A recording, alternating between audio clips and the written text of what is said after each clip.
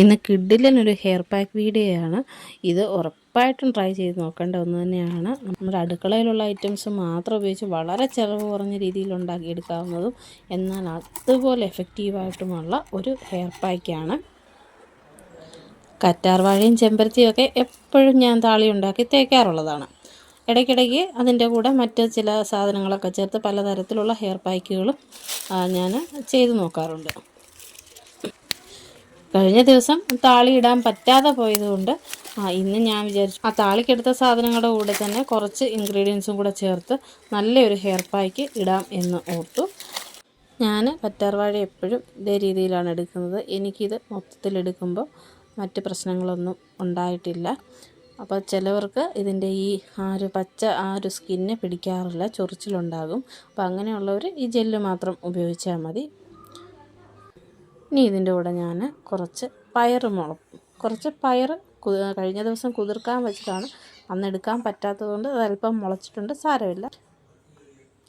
ഇനി അടുത്തൊരു ഐറ്റം എന്ന് പറഞ്ഞാൽ പുളിച്ച കഞ്ഞിവെള്ളമാണ്. പുളിച്ച കഞ്ഞിവെള്ളം മുടിയുടെ ഗ്രോത്തിന് നല്ല ഒരു ടോണിക്കാണ്. അപ്പോൾ അത് ഇതിൻ്റെ കൂടെ കുറച്ച് ഒഴിച്ചു കൊടുക്കുക. നമ്മുടെ മുടിയുടെ ആ വോളിയം ഒക്കെ അനുസരിച്ച് വേണം ഇതൊക്കെ എടുക്കാൻ. ഇനി ഇത് നന്നായിട്ടൊന്ന് അരച്ചെടുത്തിട്ട്, ഞാനിപ്പോൾ മുടി നല്ല രീതിയിൽ എണ്ണ തേച്ചിട്ടില്ല, അതുകൊണ്ട് ഈ പായ്ക്കിൻ്റെ കൂടെ ഞാൻ കുറച്ച് എണ്ണയും കൂടെ ഒഴിച്ചു കൊടുക്കുക.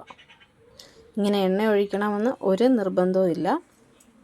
പിന്നെ ഞാൻ കുറച്ച് ഉലുവാപ്പൊടി കൂടെ ഈ മിക്സിനകത്തോട്ട് ഇടുക. സാധാരണ ഞാൻ ഉലുവ വെള്ളത്തിൽ കുതിർത്ത് ഇതിൻ്റെ കൂടെ അരച്ചെടുക്കാറുള്ളതാണ്. അപ്പോൾ അതിടാൻ പറ്റാത്തത് കൊണ്ട് മാത്രം അല്പം ഉലുവാപ്പൊടി ഞാൻ ഇടുക. ഉലുവാപ്പൊടി ഇട്ട് കഴിയുമ്പോൾ ഇത് കുറച്ചും കൂടെ തിക്കാവും. അപ്പോൾ അതൊന്ന് ലൂസാക്കാൻ വേണ്ടി ഞാൻ ആ മിക്സിയുടെ ജാറ് കഴുകി ആ വെള്ളം വീണ്ടും ഇതിനകത്തോട്ട് ഒഴിച്ചു കൊടുത്തു. ഇനി ഇതെല്ലാം കൂടെ നന്നായിട്ട് ഒന്നും കൂടെ ഒന്ന് മിക്സ് ചെയ്തിട്ട് വന്നിട്ട് ഇതേപോലെ ഓരോ മുടി ഇങ്ങനെ പാർട്ടീഷൻ ചെയ്ത് തലയുടെ എല്ലാ ഭാഗത്തും സ്കാൽപ്പിൽ മുഴുവൻ നമുക്കിത് തേച്ച് കൊടുക്കാം. മുടിയിലും ഇത് നന്നായിട്ട് തേച്ച് കൊടുക്കാം. ഇത് തേച്ച് കൊടുത്തിട്ട് ഒരു അരമണിക്കൂറെങ്കിലും വെയിറ്റ് ചെയ്താൽ അത്രയും നല്ലതാണ്. എന്നിട്ടിത് സാധാരണ വെള്ളത്തിൽ തന്നെ കഴുകി കളയാവുന്നതാണ്. അപ്പോൾ ഇത് കഴുകി കളഞ്ഞാൽ ഇതിൻ്റെ ആ ഒരു നമ്മുടെ ഈ സാധനങ്ങളുടെയൊക്കെ പൊടിയൊക്കെ നമ്മുടെ മുടിയിൽ ഇങ്ങനെ പറ്റി പിടിച്ചിരിക്കും.